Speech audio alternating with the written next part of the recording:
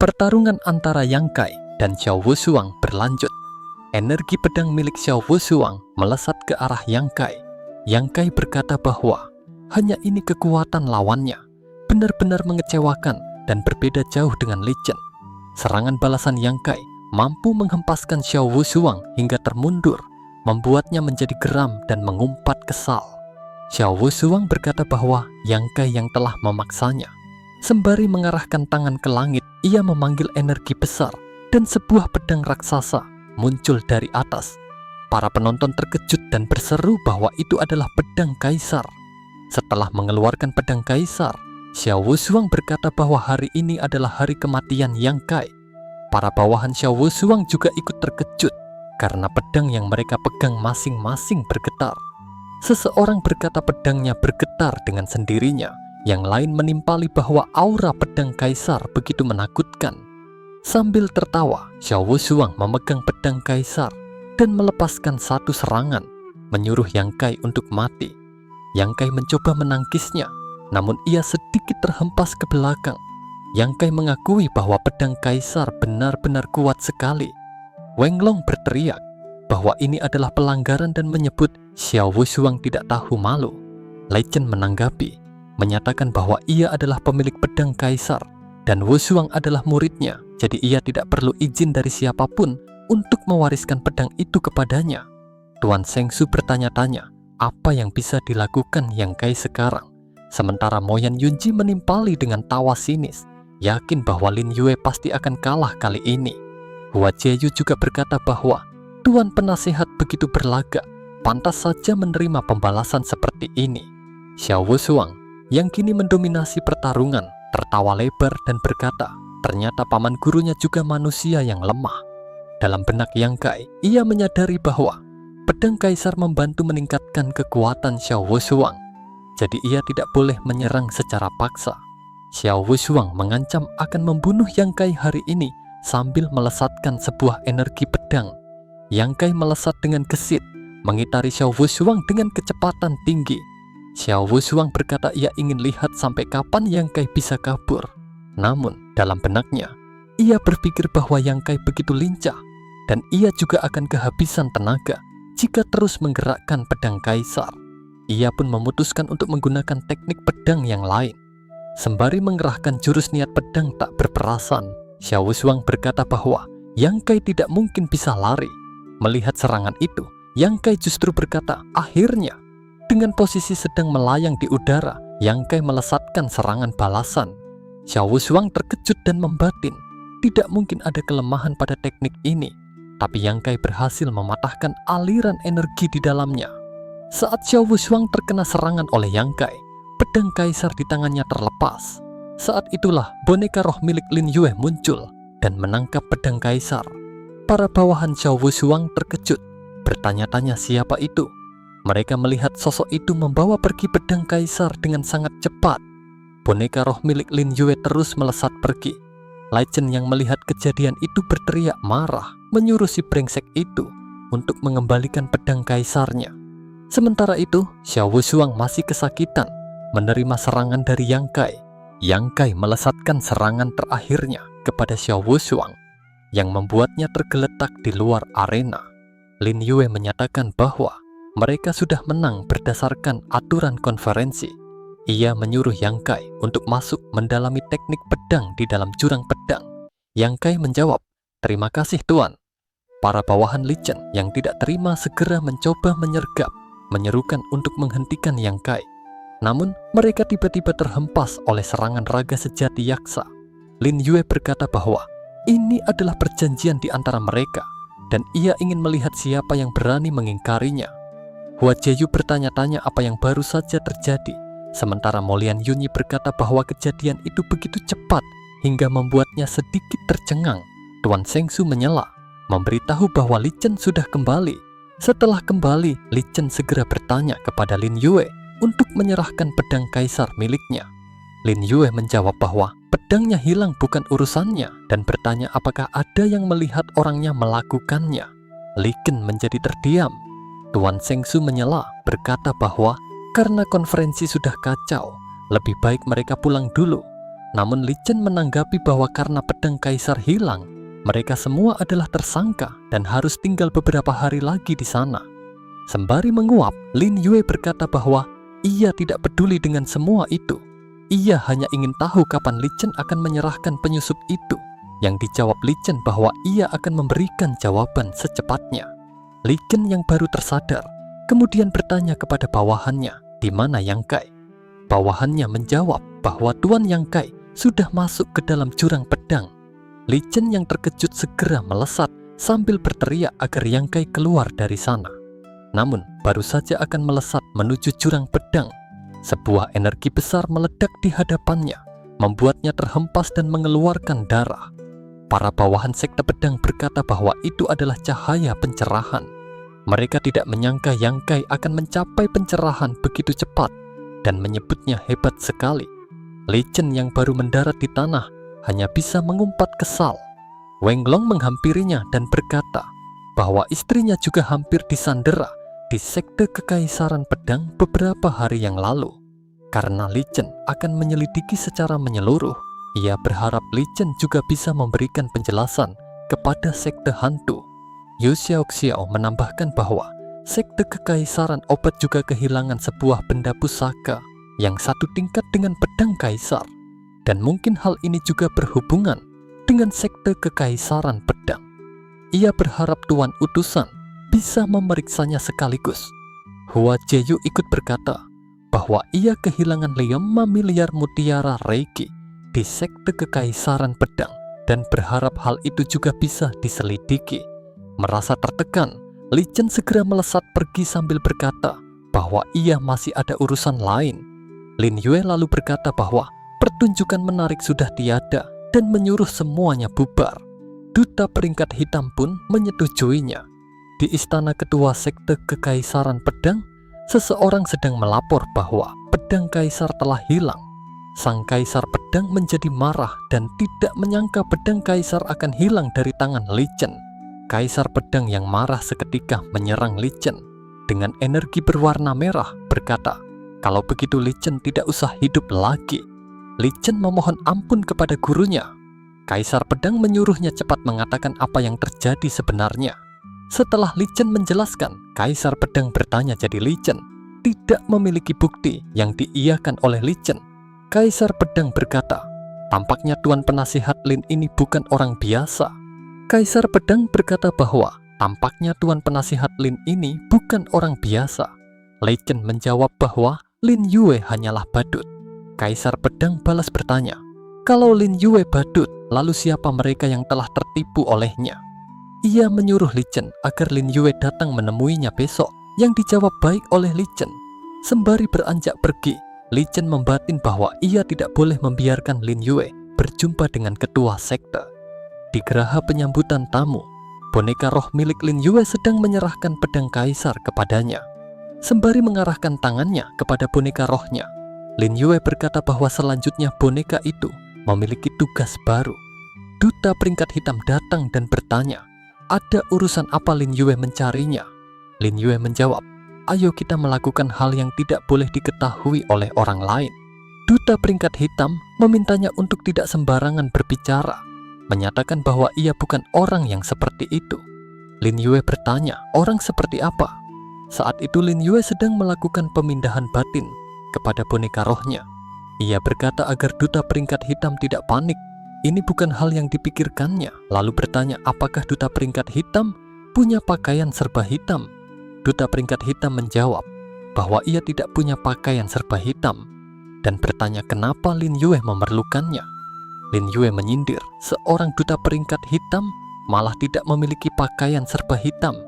Ia memberikan sebuah pakaian dan menyuruhnya untuk berganti di sana karena waktu mereka sangat mendesak. Duta peringkat hitam dengan wajah memerah meminta Lin Yue untuk tidak mengintip saat ia berganti pakaian. Ia juga bertanya kenapa Lin Yue mengubah wajah boneka rohnya menjadi seperti wajahnya dan apa yang ingin ia lakukan.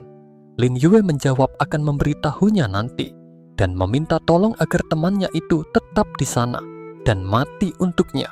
Masih di malam hari di istana ketua sekte kekaisaran pedang, Lin Yue dan duta peringkat hitam sedang menyelinap menggunakan pakaian serba hitam. Duta peringkat hitam berkata bahwa Lin Yue sudah bisa mengatakannya sekarang. Lin Yue menjawab, boleh, tujuan mereka adalah diam-diam pergi mencari ketua sekte Kekaisaran Pedang. Duta peringkat hitam yang terkejut berkata bahwa Lin Yue sudah gila karena ketua sekte adalah orang yang paling kuat di sana.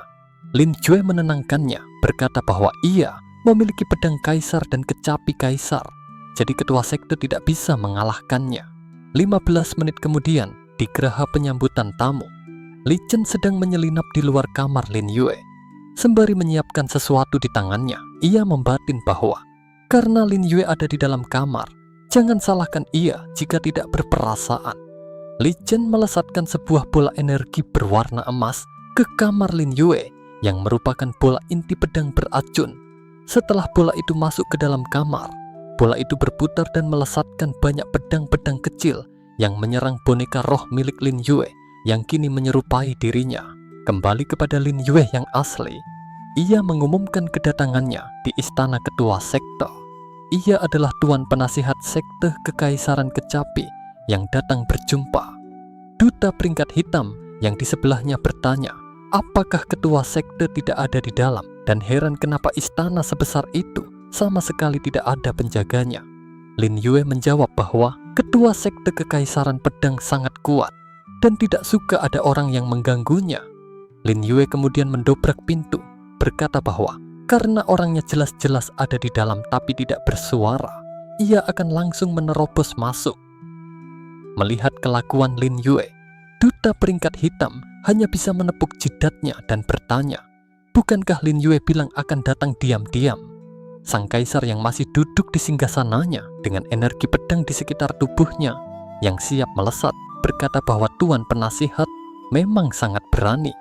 Setelah berkata demikian, energi pedang di sekitar tubuhnya tiba-tiba melesat mengarah kepada Lin Yue. Lin Yue dengan sigap menyiapkan sebuah perisai dan menghalau serangan dari kaisar pedang. Kaisar pedang berkata bahwa hanya mengandalkan satu kecapi, Lin Yue juga ingin membuat keributan di tempatnya. Lin Yue menjawab bahwa ia juga memiliki pedang kaisar. Ia tidak berharap membuat keributan, hanya ingin berbincang saja. Ketua kaisar pedang bertanya, apakah Lin Yue mengira dengan adanya pedang kaisar, ia sudah berhak berbicara dengannya?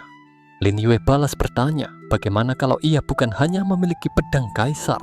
Ia melanjutkan, meskipun ketua hanya mengandalkan satu teknik lautan, pedang tak bertepi sudah bisa menguasai dunia, tapi itu hanyalah teknik kelas menengah saja.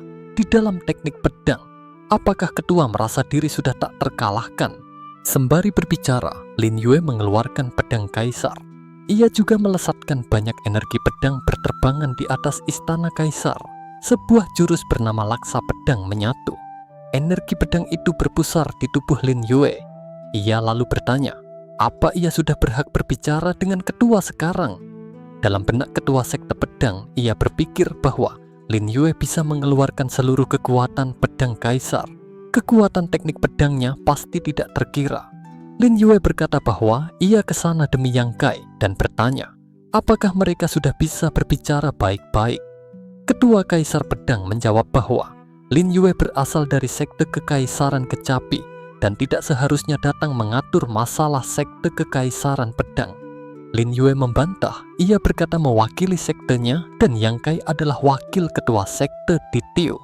Ia melanjutkan bahwa karena mereka selalu rendah hati, di Tiu memiliki arti rendah hati.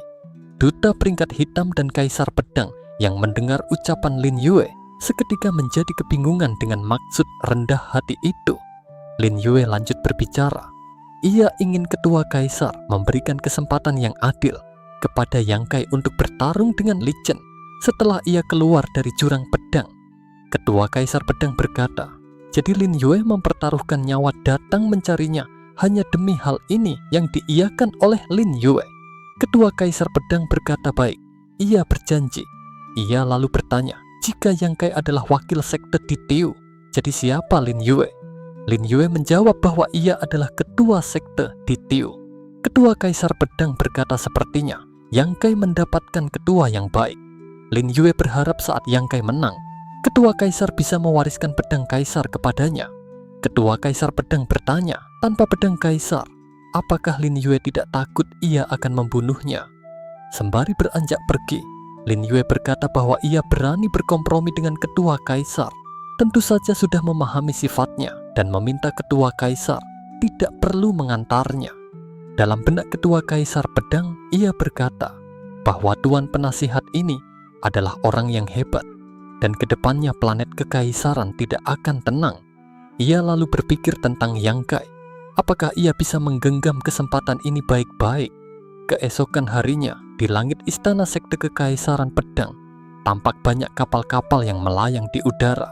Para bawahan sekte kekaisaran pedang melihat orang dari sekte kekaisaran lain datang, sepertinya dari sekte kekaisaran Asura dan sekte kekaisaran Dong, dan mereka segera melapor pada tuan pengurus. Seorang pria tua berambut putih berpakaian serba biru, Raja Utara sekte kekaisaran Dong, Seng Kui, yang merupakan ayah tuan Sengsu, berkata, "Siapa yang berani mengurung anakku?" Ada juga Xiao Yanyan dari sekte Asura, dan di sebelahnya ada Shen Chong, salah satu dari 3 panglima besar sekte kekaisaran Asura.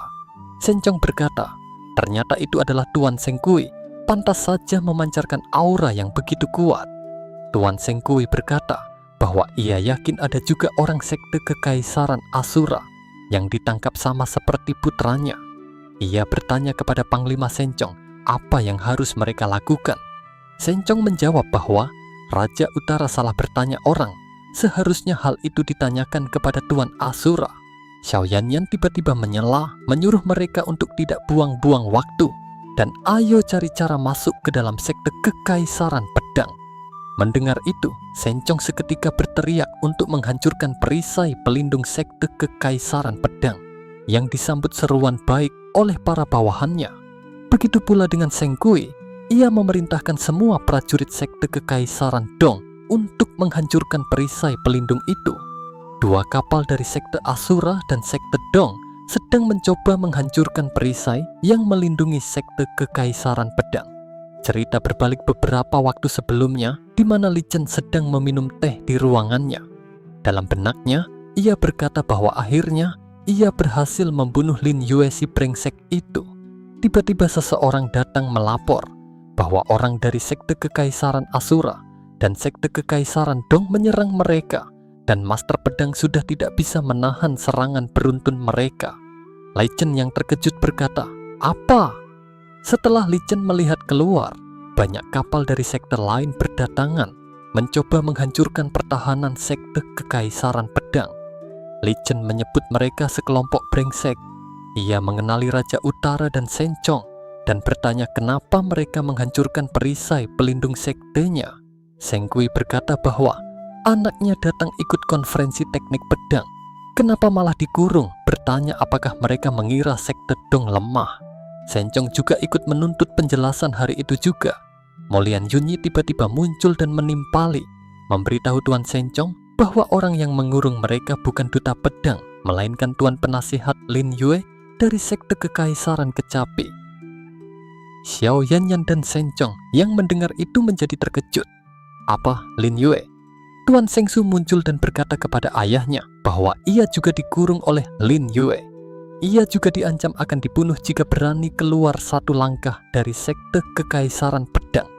Ketua sekte Dong, Seng Kui, menjadi geram dengan aura yang membara dan berteriak menanyakan di mana Lin Yue. Shen Chong bertanya kepada Li Chen, apakah hal itu benar? Li Chen menanggapi, iya, dan ia akan membawa mereka pergi mencari Tuan Penasihat Lin. Dalam benak Li Chen, ia berkata, kalau tahu akan seperti ini, ia tidak akan membunuh Lin Yue. Li Chen menghampiri satu bawahannya dan menyuruh pengawal untuk cepat membawa Lin Yue keluar. Dalam benak Li Chen, ia berpikir bahwa Lin Yue mungkin sudah mati sekarang. Bawahan itu seketika melapor bahwa tidak ada orang di dalam kamar. Tuan Sengsu dengan wajah tersenyum berkata bahwa Lin Yue pasti sudah ketakutan dan kabur duluan, menyebutnya Tuan Penasihat yang pengecut. Molian Yunyi yang berada di sebelahnya juga menyebut Lin Yue penakut. Li Chen berkata agar mereka jangan panik, karena Lin Yue tidak akan bisa keluar dari sekte kekaisaran pedang. Dalam benaknya, Li Chen bertanya-tanya, kenapa bisa seperti ini padahal kemarin malam ia sudah menyerangnya dan seharusnya Lin Yue sudah mati. Tiba-tiba Lin Yue muncul. Ia berkata bahwa Li Chen sudah memporak-porandakan kamarnya kemarin malam dan sekarang malah menyebarkan isu yang tidak benar, menyebut Li Chen benar-benar keterlaluan. Li Chen yang terkejut berkata, "Lin Yue, semuanya orang yang kalian cari ada di sini." Dalam benaknya, ia bertanya-tanya kenapa Lin Yue ada di sana, padahal jelas-jelas ia sudah terkena serangan racun laksa pedangnya kemarin. Seng Kui menghampiri Lin Yue dan bertanya, "Oh, kamu tuan penasihat sekte kekaisaran kecapi itu?" Lin Yue menjawab, "Iya," dan bertanya balik apakah dia adalah Seng Kui, Raja Utara, dan ada hal apa mencarinya. Tuan Seng Su yang berada di belakang ayahnya berkata agar ayahnya tidak banyak basa-basi dan langsung membunuh Lin Yue saja. Dalam benak Seng Kui, ia berpikir untuk membunuhnya. Meskipun Lin Yue hanya alam Emperor God, ia juga merupakan tuan penasihat sekte kekaisaran kecapi. Lin Yue berkata bahwa ia setuju dengan perkataan putra Seng Kui dan menantang, "Ayo bunuh aku." Seng Kui yang menjadi kesal segera melesatkan serangannya sambil berkata bahwa Lin Yue terlalu sombong. Walau ia adalah tuan penasihat, Seng Kui akan memberinya sedikit pelajaran hari ini. Melihat itu, Lin Yue juga siap mengeluarkan aura dari tangannya dan berkata baik, sesuai dengan yang ia pikirkan. Li Chen yang masih mengamati membatin, meskipun Lin Yue selamat kemarin malam, hari ini ia pasti akan mati. Terjadi benturan energi dari dua kekuatan antara Lin Yue dan juga Seng Kui yang saling berbenturan hingga membuat mereka berdua sama-sama terhempas. Seng Kui berkata, Kamu juga melakukan pelatihan raga tempur." Sembari melesatkan serangan, Lin Yue menjawab, "Salah, wawasan Seng Kui masih sangat dangkal." Serangan Lin Yue mengenai Seng Kui hingga membuatnya terlempar ke tembok.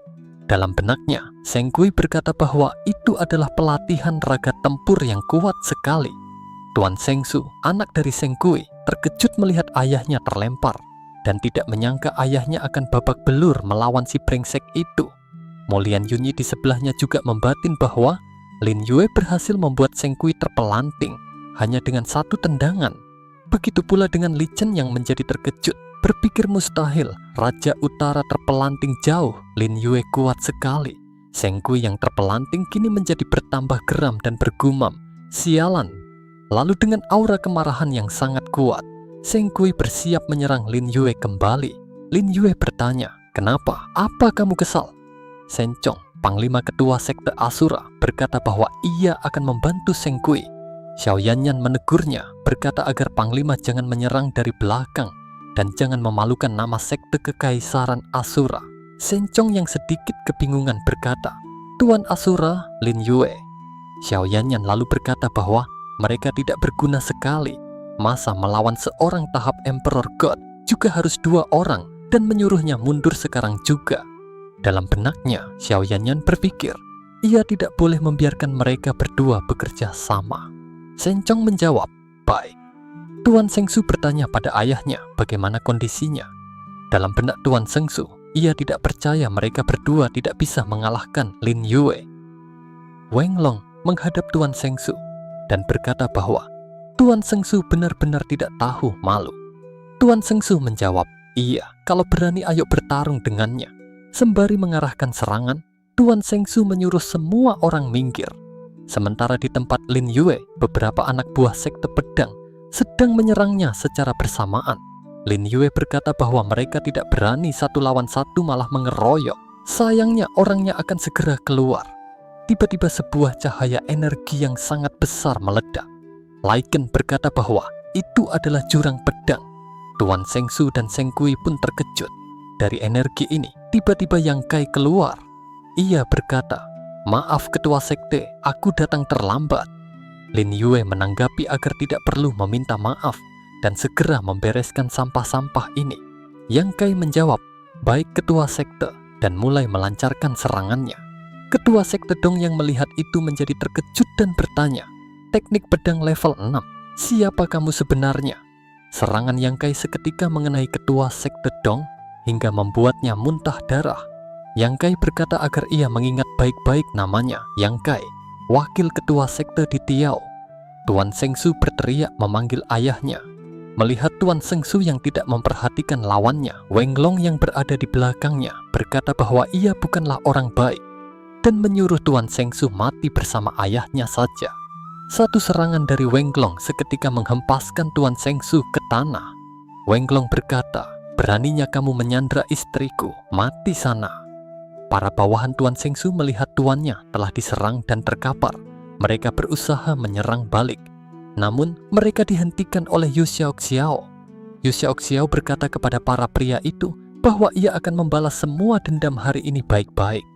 Tebasan Yu Xiaoxiao seketika menghempaskan para bawahan Tuan Sengsu. Molian Yunyi yang berada di belakang Lin Yue membatin bahwa ia harus menangkap Lin Yue terlebih dahulu, maka masalah ini akan terselesaikan lebih mudah. Tanpa melihat, Lin Yue menyadari ada serangan dari arah belakangnya dan bertanya apakah Molian Yunyi sudah bosan hidup. Sebuah serangan energi pedang langsung mengenai Molian Yunyi. Yang Kai berkata ia mau lihat siapa yang berani mencelakai ketua sekte. Lin Yue bertanya apakah mereka mau lanjut. Ia bertanya kepada orang dari sekte Kekaisaran Dong, apakah mereka ingin membalas dendam untuk raja utama mereka. Para bawahan dari sekte Dong melihat Lin Yue pun menjadi ketakutan dan memutuskan untuk pergi, merasa tidak mungkin bisa mengalahkan mereka. Lin Yue menghampiri Xiao Yanyan dan berkata, "Lama tidak berjumpa Tuan Asura. Aku tidak menyangka kamu akan datang ke sini demi Molian Yunyi." Xiao Yanyan menjawab tidak. Ia memang berencana pergi mencari Lin Yue, tapi tidak menyangka akan berjumpa di sana. Ia menyuruh semua orang mundur karena ada hal yang ingin ia bicarakan dengan Tuan Penasehat Lin. Seorang bawahan menghampiri Li Chen dan berkata bahwa duta pedang, ketua kaisar mencarinya. Li Chen menjawab baik dan beranjak ke sana. Dalam benaknya, Li Chen bertanya-tanya kenapa ketua kaisar memanggilnya di waktu seperti ini. Apakah karena masalah 20 tahun yang lalu? Lin Yue bertanya kepada Xiao Yanyan, "Sekarang sudah tidak ada orang di sini, ayo katakan saja." Sembari menunjukkan sebuah kutukan di tangannya, Xiao Yanyan bertanya, "Apakah Lin Yue tahu apa itu?" Lin Yue menjawab bahwa itu adalah mantra Dewa Darah, teknik sihir yang paling sadis di sekte Kekaisaran Asura.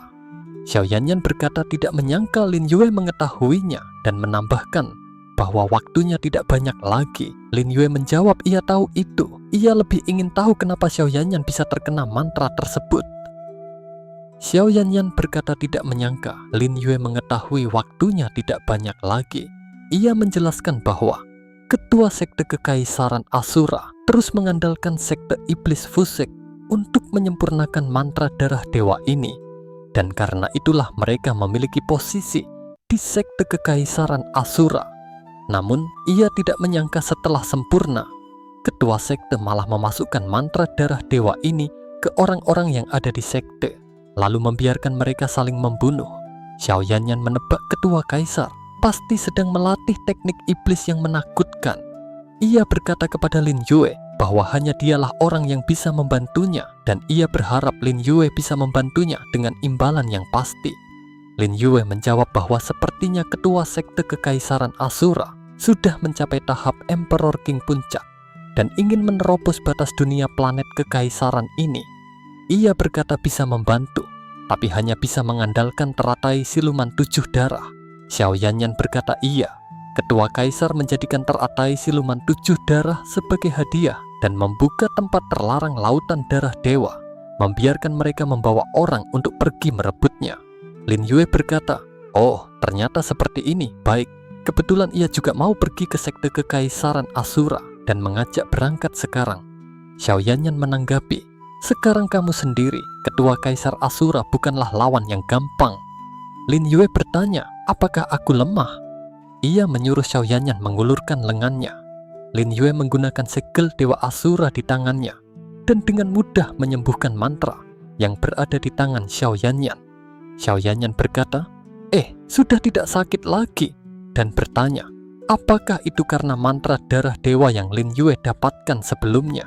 Lin Yue menjawab iya, tapi ini hanya sepertiga saja, jadi hanya bisa menahan rasa sakit dalam waktu singkat. Saat Yang Kai dan duta peringkat hitam datang menghampiri, Lin Yue berkata kepada mereka bahwa ia akan pergi ke sekte kekaisaran Asura sekarang.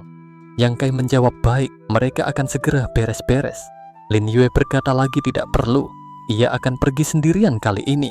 Duta peringkat hitam berkata, tidak, orang sekte kekaisaran Asura sangat sombong dan tidak suka orang asing. Akan sangat berbahaya kalau Lin Yue pergi sendiri. Lin Yue bertanya apakah duta peringkat hitam mengkhawatirkannya. Duta peringkat hitam dengan wajah merona menjawab, siapa yang mengkhawatirkanmu? Lin Yue tersenyum dan berkata tenang.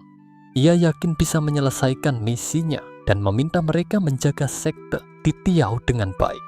Ia berkata kepada Yang Kai bahwa ia akan mendapatkan benda yang hilang 20 tahun yang lalu dan mengucapkan selamat.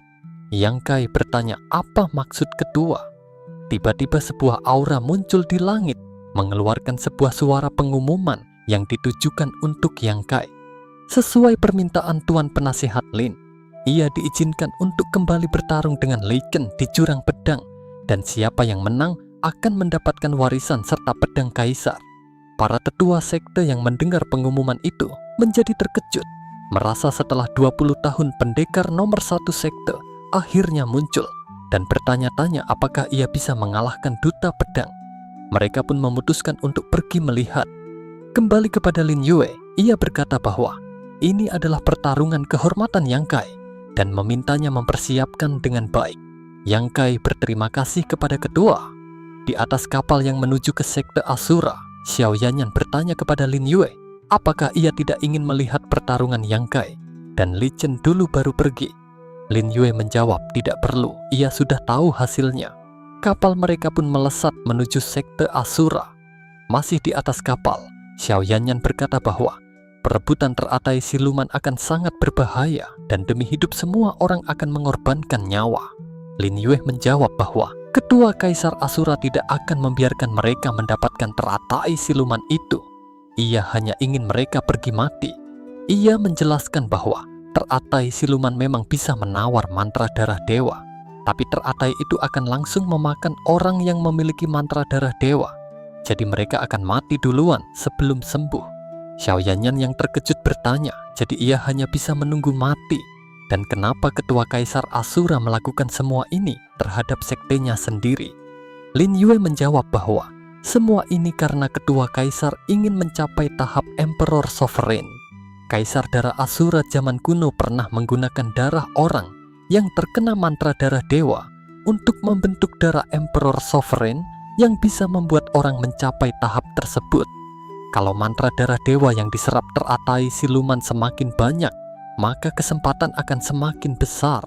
Xiao Yanyan bertanya, kalau begitu kenapa mereka harus ikut rebutan teratai darah? Dan apakah mantra di tubuhnya tidak akan hilang selamanya?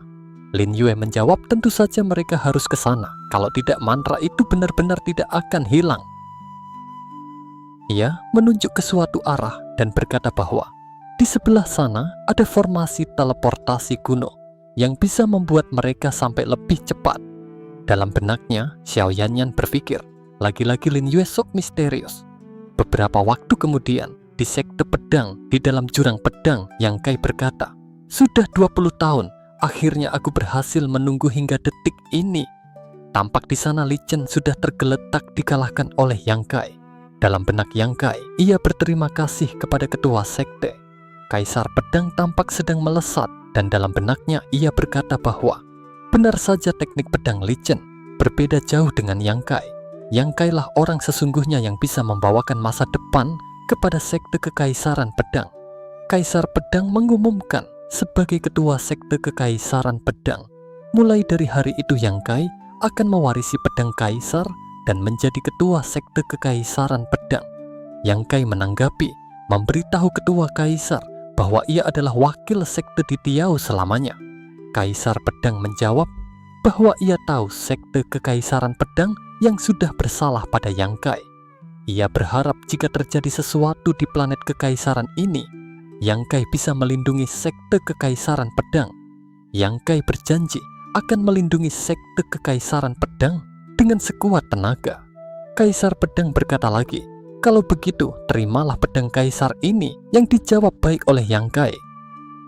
Yang Kai sedang mencoba mengambil pedang kaisar di hadapannya. namun pedang itu memancarkan energi yang sangat kuat. Dalam benak Yang Kai, ia berkata tidak bisa menggerakkannya karena masih ada segel di dalam pedang kaisar ini. Ketua sekte Kaisar Pedang berkata bahwa ia akan menjadi guru pembimbing Yang Kai untuk terakhir kalinya. Sembari mengarahkan tangannya, ia melesatkan energi ke arah Yang Kai.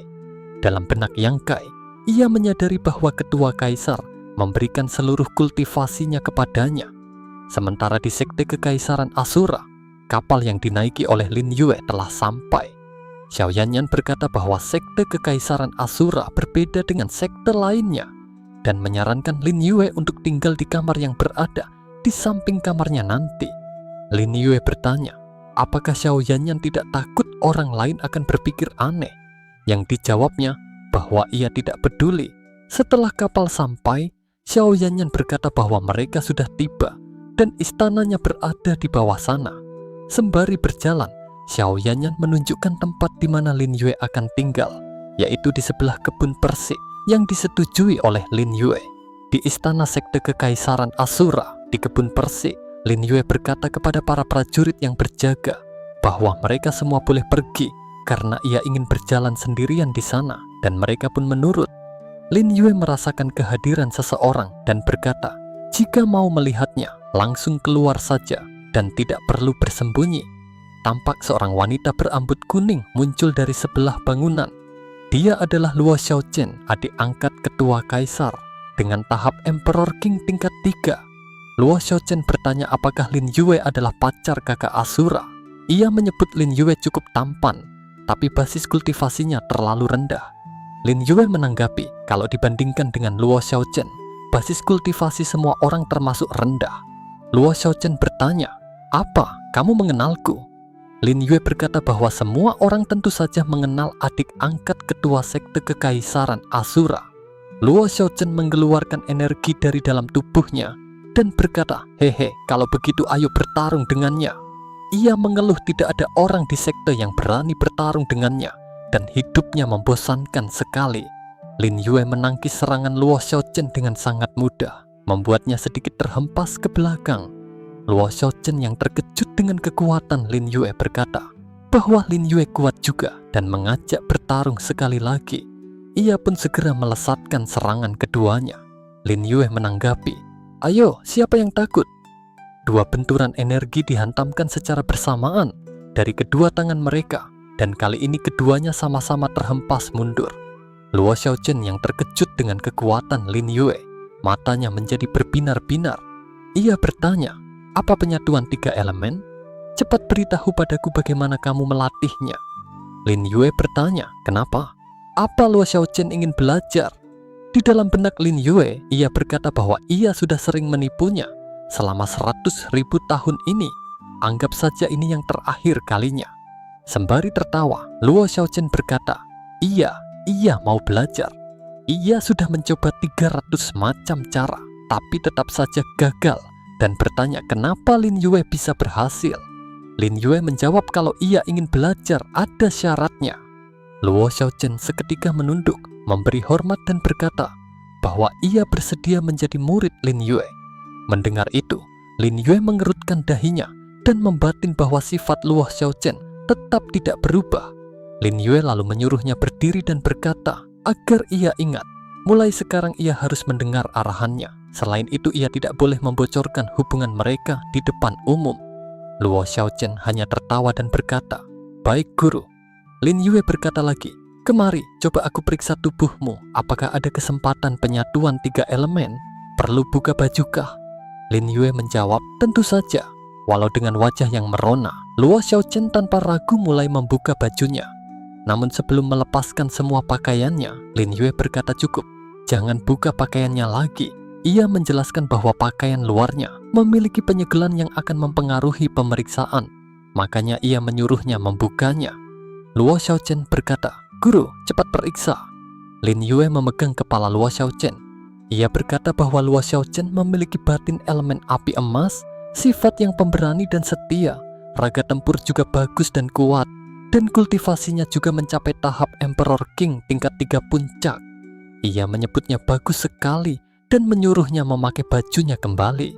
Luo Xiaochen bertanya, "Guru, apakah aku bisa penyatuan 3 elemen?" Lin Yue menjawab bisa, tapi sebelumnya mereka harus membuat perjanjian terlebih dahulu. Menanggapi pertanyaan Luo Xiaochen, Lin Yue menjawab bahwa ia bisa melakukan penyatuan 3 elemen, tapi sebelumnya mereka harus membuat perjanjian. Pertama, Luo Xiaochen harus berpura-pura tidak mengenalnya di depan orang luar. Kedua, ia tidak boleh membocorkan cara ini kepada siapapun. Ketiga, ia harus membantunya, dan jangan sampai ada orang yang datang mengganggunya. Luo Xiaochen menanggapi, "Baik guru." Lin Yue lalu menyuruhnya pergi dulu. Beberapa saat kemudian, Lin Yue berkata tidak heran Luo Xiaochen adalah jenius yang paling kuat di planet ini. Saat ia reinkarnasi di hari yang sama, Luo Xiaochen baru Emperor King tingkat 2 dan hanya dalam beberapa bulan sudah mencapai Emperor King tingkat 3. Ia berpikir bahwa ia juga harus segera berlatih. Lin Yue segera duduk mengambil posisi bermeditasi. Tiba-tiba seorang pelayan datang melapor bahwa Panglima Xiongpa datang bertemu dan Lin Yue mengizinkannya masuk. Datanglah seorang paman bertubuh kekar, ketua dari 3 panglima besar sekte kekaisaran Asura, Xiongpa. Ia berkata bahwa ia mendengar Nona Asura mengundang tuan penasihat sekte kekaisaran kecapi yang hebat datang ke sana, dan ia pun tidak sabar untuk berjumpa. Lin Yue menanggapi bahwa ia tahu Panglima Xiongpa memiliki kekuatan tempur yang hebat, dan ia tidak menyangka masih ada orang yang bisa melukai Panglima. Xiongpa menanggapi bahwa tuan penasihat memang hebat dan sensitif. Ia telah terluka oleh sesuatu di gua misterius di pulau terpencil di wilayah luar perbatasan.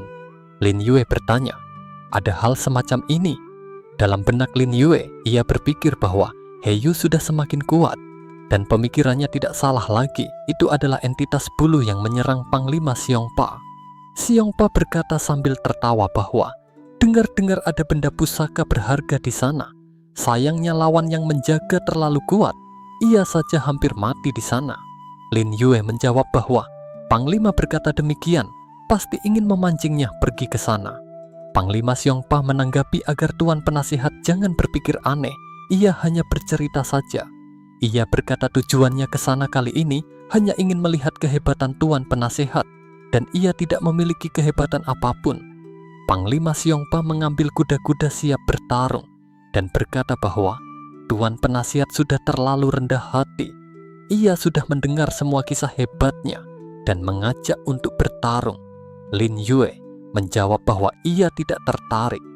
Panglima Xiongpa tanpa mendengarkan Lin Yue tetap mengarahkan pukulannya dan berkata, "Kalau begitu jangan salahkan ia yang tidak sopan." Tiba-tiba Luo Xiaochen muncul di hadapan Lin Yue. Ia berkata, "Jika Panglima Xiongpa ingin bertarung, biarkan ia saja yang melayani." Panglima Xiongpa seketika terkejut. Putri Chen. Satu pukulan dari Luo Xiaochen menghantam wajah Panglima Xiongpa hingga terhempas jauh. Sembari bersujud meminta maaf, Panglima Xiongpa berkata, "Maaf Putri Chen." Luo Xiaochen berkata bahwa Lin Yue adalah tamu agung dari sekte kekaisaran kecapi, dan bertanya siapa yang memberinya keberanian untuk membunuhnya. Xiongpa menanggapi, "Maaf, semua ini salahnya. Ia hanya ingin mencoba kekuatannya saja, dan ia akan pergi dari sana sekarang juga."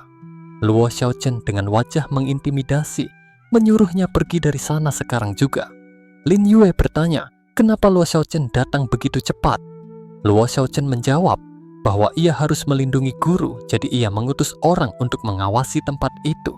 Lin Yue berkata baik, tapi ia tidak perlu mengawasinya lagi. Luo Xiaochen bertanya kenapa. Lin Yue menanggapi bahwa Luo Xiaochen saja tidak bisa mengalahkannya, hanya ketua kaisar yang bisa mengalahkannya. Luo Xiaochen menanggapi baik, ia akan membubarkan semua orang yang ada di sana. Beberapa waktu kemudian, di tengah malam, Lin Yue sedang duduk bermeditasi.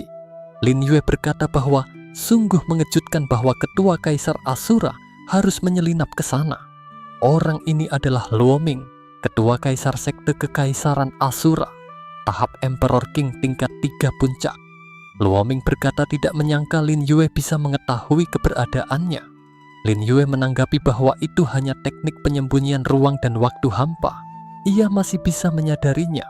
Luo Ming berkata bagus, Lin Yue sangat mirip dengan Kaisar Langit Xiu, dan ia sudah menyadari itu semenjak Lin Yue masuk ke sana.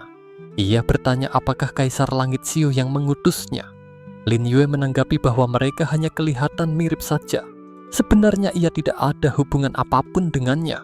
Luo Ming berkata, karena gagal bernegosiasi dengannya, Kaisar Langit Xiu bertarung dengannya dan ia tahu jelas aura energinya.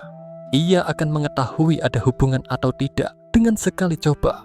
Mendengar itu, Lin Yue seketika mengeluarkan raga sejatinya, Yaksa, dan berkata, silakan coba saja. Raga sejati milik Lin Yue menangkis serangan yang dilontarkan oleh Luo Ming. Setelah melakukan satu serangan, Luo Ming berkata bahwa Lin Yue memang pantas menjadi tuan penasehat sekte Kekaisaran Kecapi. Lin Yue menjawab, terima kasih atas pujian darimu. Luo Ming segera melesat pergi, dan sebelum pergi ia berkata akan mempercayai Lin Yue sekarang, tapi ia pasti akan membunuhnya kalau Lin Yue mengacaukan rencananya. Setelah Luo Ming pergi, tampak sedikit darah keluar dari mulut Lin Yue. Dalam benak Lin Yue, ia berkata bahwa ketua Kaisar Asura memang kuat sekali. Hanya ujian sederhana saja sudah mengeluarkan kekuatan yang begitu menakutkan. Tapi ia begitu takut dengan Kaisar Langit Xiu. Mungkin Kaisar Langit Xiu sudah lebih kuat darinya. Ia berpikir seharusnya segera mengumpulkan seluruh kunci. Tiba-tiba Xiao Yanyan dan juga Luo Xiaochen datang. Mereka berkata, Lin Yue, kamu terluka. Luo Xiaochen juga berkata, Master, aku merasakan aura ketua kaisar di sini. Kamu kenapa? Lin Yue menjawab bahwa ia hanya luka ringan saja dan mereka tidak perlu khawatir. Xiao Yanyan berkata tidak. Ia tidak ingin mempertaruhkan nyawa Lin Yue lagi, dan ia tidak mau teratai siluman itu lagi. Sembari memegang kepala Xiao Yanyan, Lin Yue berkata tenang saja. Ia tidak akan mempertaruhkan nyawanya. Xiao Yanyan yang disentuh kepalanya oleh tangan Lin Yue tiba-tiba tertidur. Lin Yue berkata, tidurlah, saat kamu bangun segalanya sudah terselesaikan. Luo Xiaochen bertanya, apakah kakaknya menyusahkan Lin Yue tadi?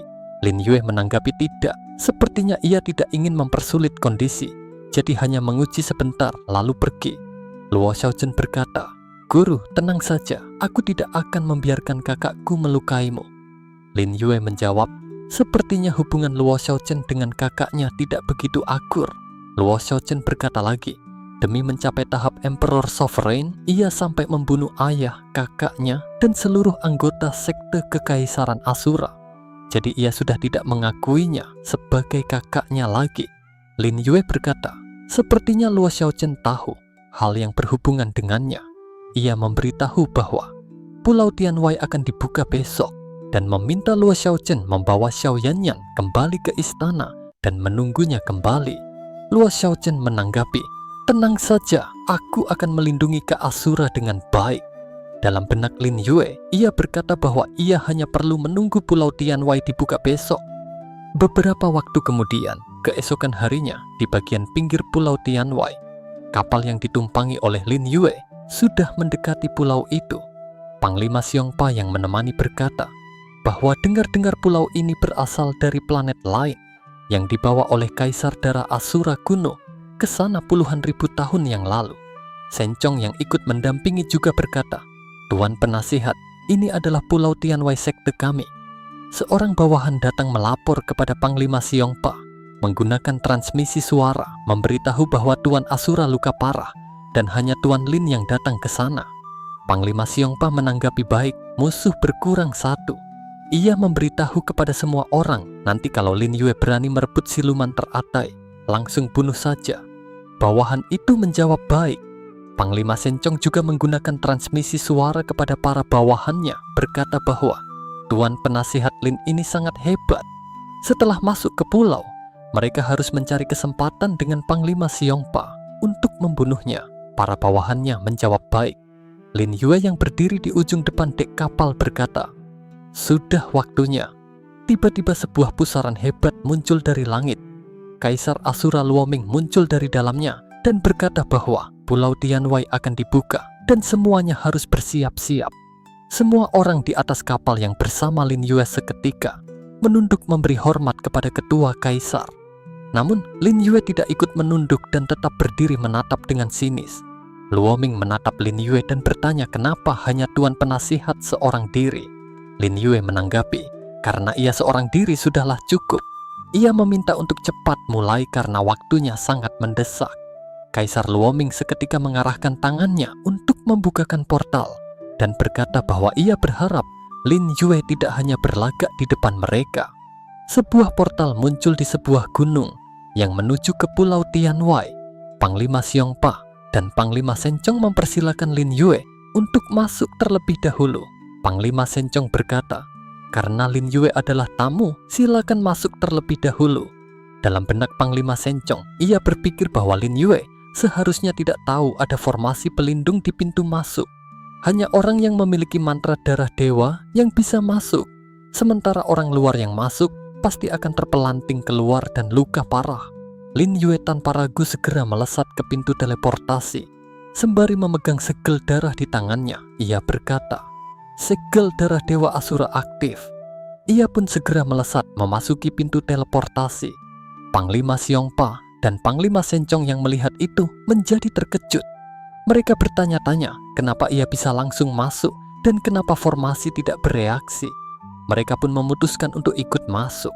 Lin Yue yang sedang melesat melewati pintu teleportasi membatin bahwa sebelumnya ia harus mengurus banyak hal baru bisa masuk. Sekarang hanya perlu mengaktifkan segel darah dewa Asura sudah bisa melewati semua formasi. Ini benar-benar menghemat waktu dan tenaga. Ia berpikir tidak akan merebut teratai siluman, melainkan akan pergi mengambil benda pusaka lainnya. Melihat ada dua lorong di hadapannya, Lin Yue memilih lorong sebelah kiri. Dan begitulah chapter untuk kali ini. Like jika kalian suka dengan video ini, jangan lupa tinggalkan jejak. Yang mau beliin kopi link ada di deskripsi. Mohon maaf bila ada salah kata. Terima kasih dan sampai jumpa.